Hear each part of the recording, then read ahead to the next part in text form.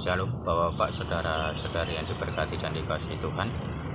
Kali ini pembahasannya adalah 1 Korintus 1 ayat 22. Orang-orang Yahudi menghendaki tanda dan orang-orang Yunani mencari hikmat. Ya. Jadi ayat ini tidak berbicara tentang artinya apa, perlambangnya apa, maknanya apa gitu. Bukan, ya. Tapi ini adalah sebuah pemberitahuan informasi yang sebenarnya sesuai fakta kenyataan yang dialami oleh Rasul Paulus, ya. Orang-orang Yahudi itu menghendaki tanda, orang-orang Yunani itu menghendaki hikmat gitu. Jadi waktu itu kan Paulus tinggal di dua tempat. Yang pertama, dia lahir di Tarsus. Banyak orang Yunani di situ, banyak juga orang Yahudi. Ya, dia besar di Yerusalem, dia bersekolah berkuliah di Yerusalem, lalu dia pergi sampai kemana-mana di lingkar orang-orang Yunani sampai ke Roma. Dia banyak bergaulnya itu dengan orang-orang Yunani, banyak bergaul dengan orang-orang Yahudi begitu. Ya, entah orang Barat dia bergaul, orang Timur dia bergaul gitu.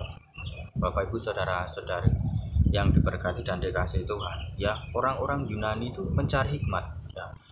Rasul Paulus mengamati itu, memperhatikan itu, bahwa orang-orang Yunani itu tidak tertarik dengan tanda-tanda heran, tidak tertarik dengan kuasa-kuasa, tidak tertarik dengan mujizat-mujizat, tidak tertarik dengan kesembuhan, tidak tertarik dengan apapun yang Yesus lakukan dalam bidang mujizat, kuasa, tanda-tanda, kekuatan. Tidak tertarik dengan apapun yang Tuhan lakukan di bidang itu gitu.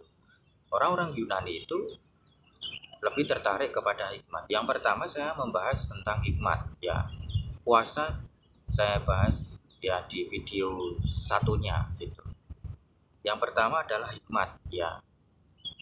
Orang Yunani itu mencari hikmat, ya. Ini coba kita baca ini. Misalnya coba kita baca filsuf-filsuf Yunani. Jadi kalau orang-orang kuliah itu kan biasa mesti kenal yang namanya para filsuf-filsuf Yunani, Aristoteles, Plato, ya. Saya akan bacakan dulu misalnya nih dari filsafatnya Plato gitu. Jadi di sana itu terkenal orang-orang Yunani itu memang mencarinya hikmat. Mereka tidak mau segala sesuatu dari Tuhan yang berhubungan dengan kuasa, mujizat, kesembuhan. Mereka maunya dari Tuhan ataupun dari setan atau dari manusia, hikmat. Jadi mereka mencari hikmat itu bukan hanya dari Tuhan atau dari setan atau dari manusia, bukan, tetapi dari mana saja terserah, pokoknya hikmat itu yang mereka cari. Yang pertama adalah dari Plato. Ini saya bacakan saja filsafat Plato, ya. Dia pernah nih berikan filsafat ini. Tindakan yang baik memberikan kekuatan untuk diri kita sendiri dan menginspirasi tindakan yang baik pada orang lain. Oh, ternyata zaman dulu itu, zaman Paulus itu sudah ada filsafat kayak begini itu. Jadi tindakan yang baik itu memberikan kekuatan untuk diri sendiri dan menginspirasi tindakan yang baik pada orang lain gitu. Ini dari Plato, ya. Jadi mereka memang sukanya hikmat-hikmat seperti itu. Tidak tahu ini karangan Tuhan, karangan manusia, atau karangan setan gitu, ya. Yang penting mereka sukanya yang filsafat-filsafat, sukanya yang hikmat-hikmat begitu, ya. Selanjutnya ini dari Plato saya bacakan. Kalau Anda merasa berterima kasih, Anda menjadi sangat baik dan akhirnya menarik hal-hal yang sangat baik. Oh, yes. Berterima kasih itu baik gitu, ya, diajarkannya.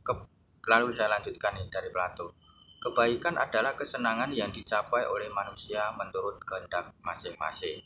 Kebahagiaan adalah kesenangan yang dicapai oleh manusia menurut kehendak masing-masing. Jadi orang zaman dulu juga, orang Yunani itu pinter-pinter, ya. Banyak filsafat-filsafat, banyak filsuf-filsuf, ya. Orang-orang bijaksana, orang pandai begitu. Mereka mencarinya seperti ini. Mereka nggak suka tentang kuasa gitu, mujizat. Tidak mau mujizat dari Tuhan, tidak mau kuasa dari Tuhan, dari setan juga nggak mau. Dari yang namanya kuasa, tanda-tanda ajaib itu ya yang asli itu ya, kalau nggak dari Tuhan ya dari setan gitu, ya. Kalau manusia itu namanya sulap, ya. Bapak Ibu saudara-saudari yang diberkati dan dikasihi Tuhan, ya saya bacakan misalnya nih dari Aristoteles, kalau tadi dari Plato. Kita bertindak baik karena kita memiliki kebaikan atau keunggulan, tetapi kita memiliki mereka karena kita telah berbuat baik. Loh, mengajarkan kebaikan, filsafat-filsafat Yunani itu ya. Kesenangan dalam sebuah pekerjaan membuat kesempurnaan pada hasil yang dicapai.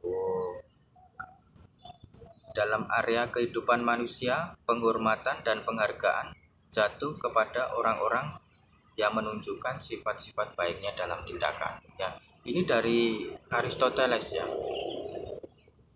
Banyak orang-orang bijaksana, orang-orang pandai begitu di situ. Ya memang mereka mencari hikmat sebelum bertobat.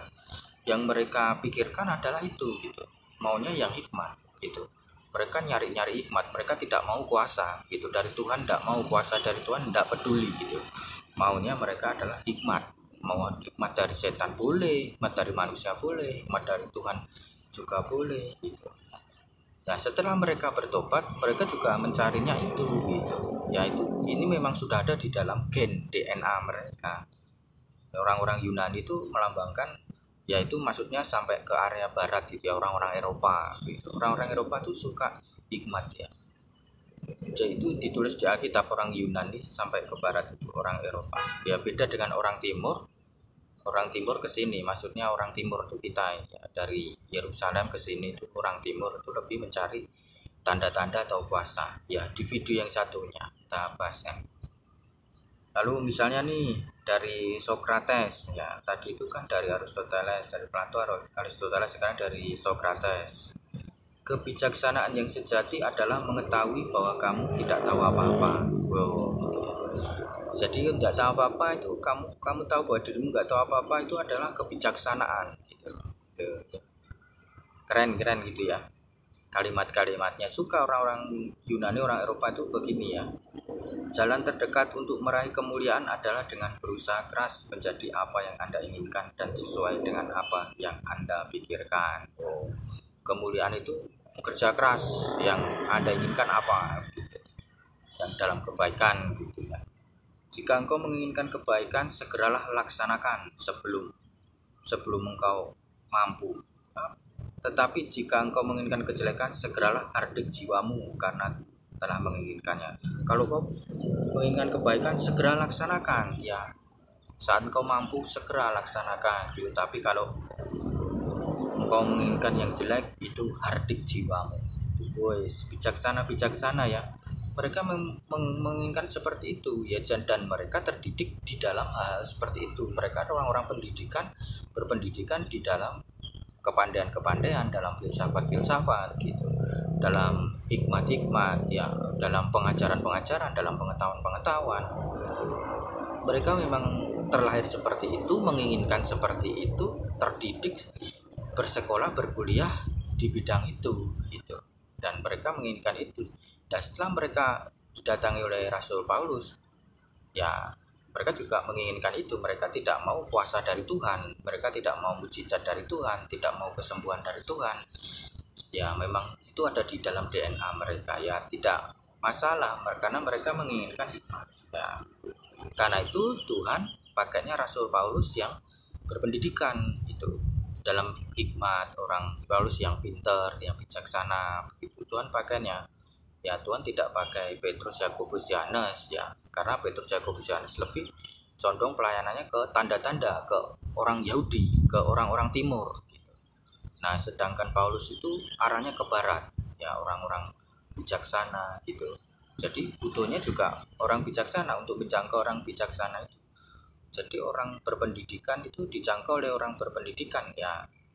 Ya jadi Paulus yang dipakai Tuhan gitu. Paulus tuh lebih banyak hikmatnya, pengajarannya lebih banyak gitu.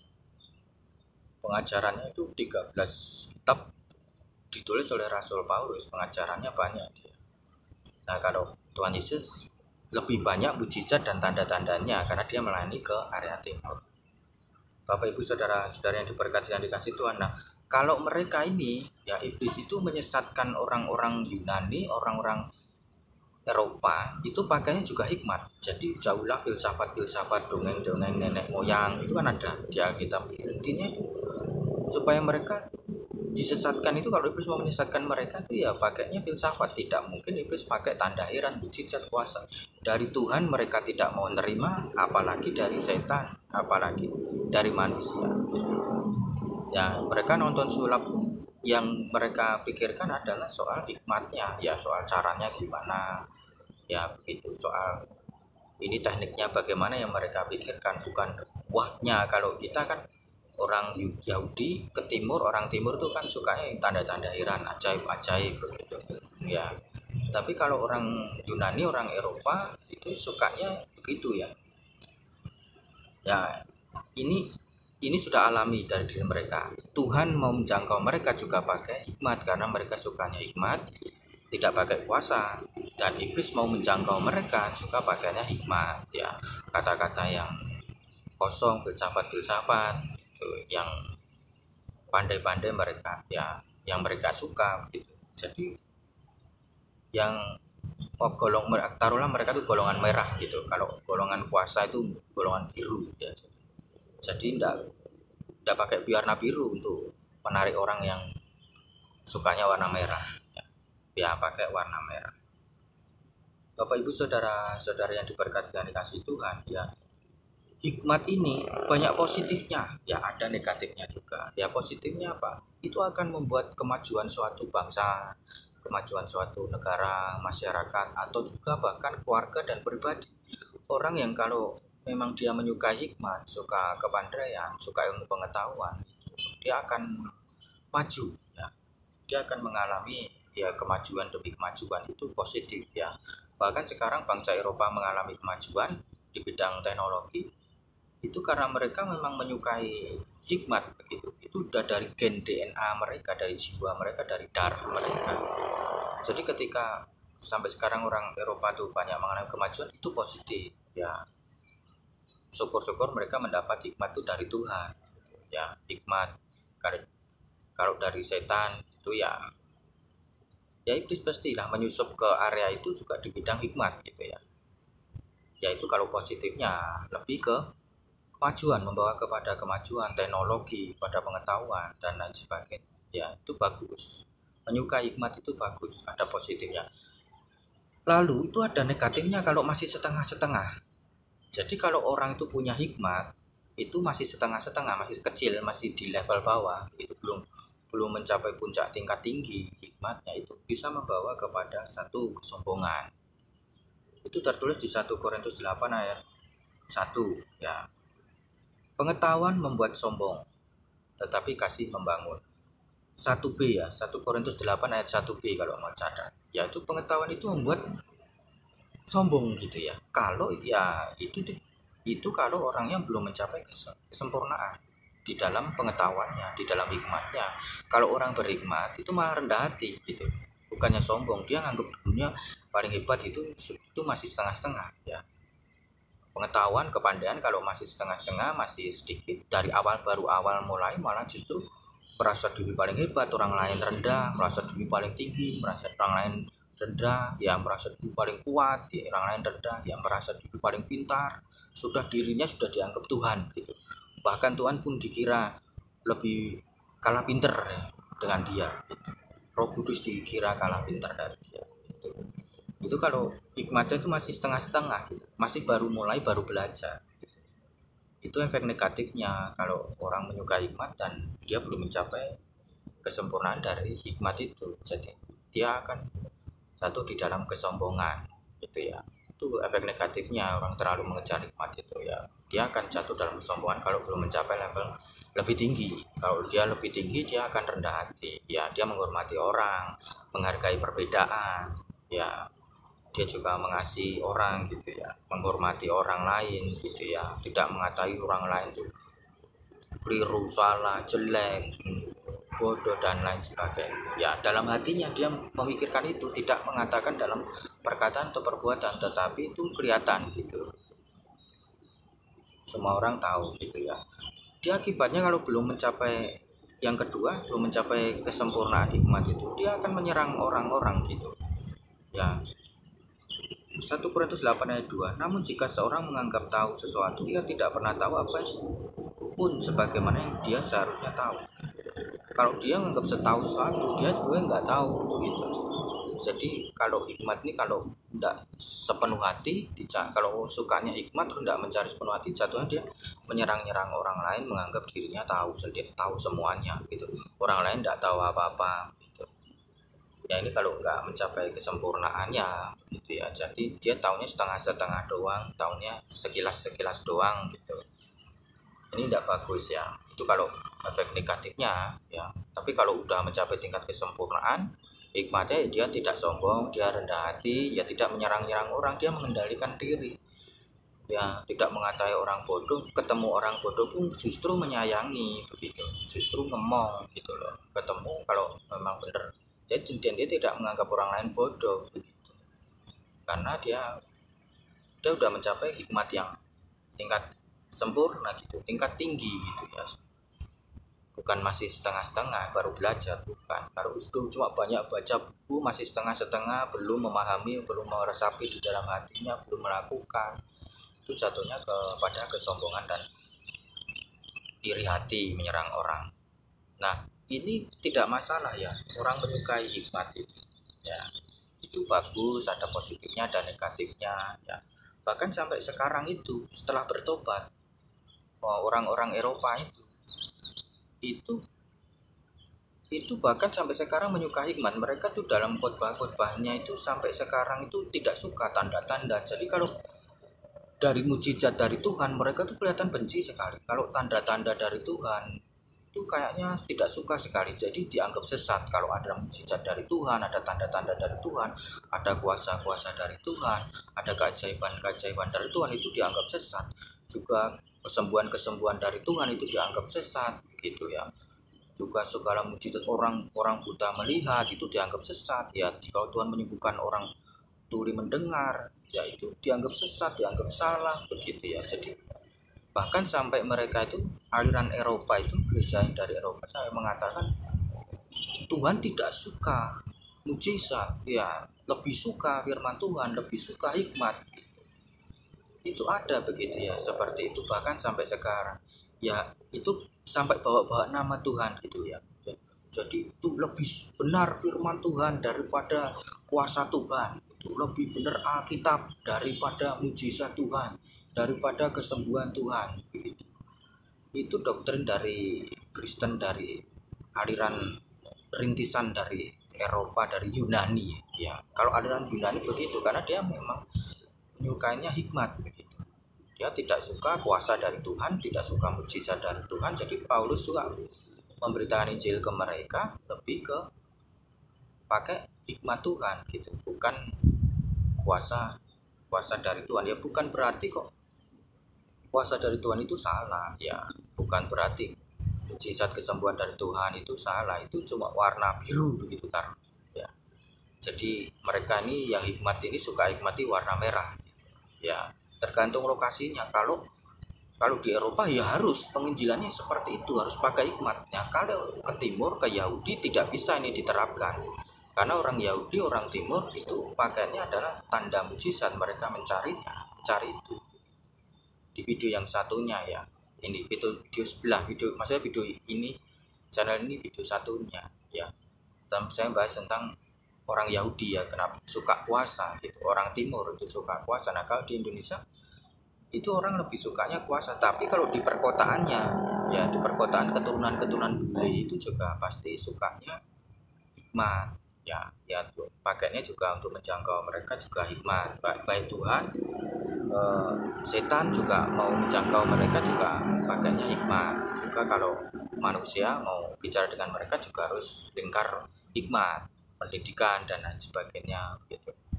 Jadi tidak pakai kuasa. Nah kalau kuasa tuh kita orang timur yang bukan keturunan bule gitu ya, yang masih asli pribumi timur gitu, biasanya ya tidak terlalu begitu, terlalu menginginkan hikmat ya, menginginkannya lebih ke tanda-tanda kuasa mujizat.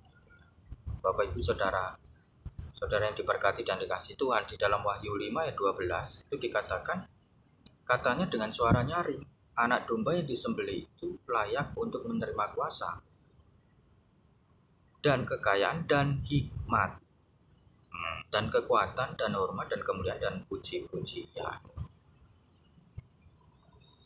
Bapak Ibu saudara-saudari yang diberkati dan dikasihi Tuhan, jadi memang hikmat itu ada pada diri Tuhan juga ya, jadi tidak salah menginginkan hikmat itu, tidak salah ya. Yang salah itu kalau masih setengah-setengah, yang salah itu kalau sudah mengatai orang sesat, menganggap diri paling hebat, paling tinggi, paling pintar, sudah sombong, itu yang salah ya.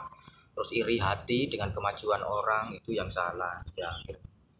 Yang salah itu menyerang-nyerang orang, itu yang salah. Yang belum mencapai hikmat yang sempurna, itu yang salah. Tapi kalau menginginkan hikmat itu tidak apa-apa, itu bagus.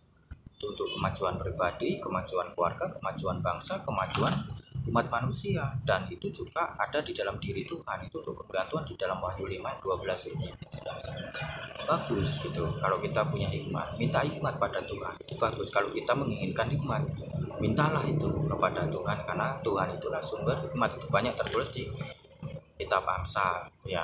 Ini jadi ayat yang di dalam 1 Korintus 1 ayat 22 ini membahas tentang orang-orang Yunani mencari hikmat. Jadi itu golongan orang dengan gen yang menginginkan hikmat, gen darah yang menginginkan hikmat ya. Jadi ada golongan seperti itu.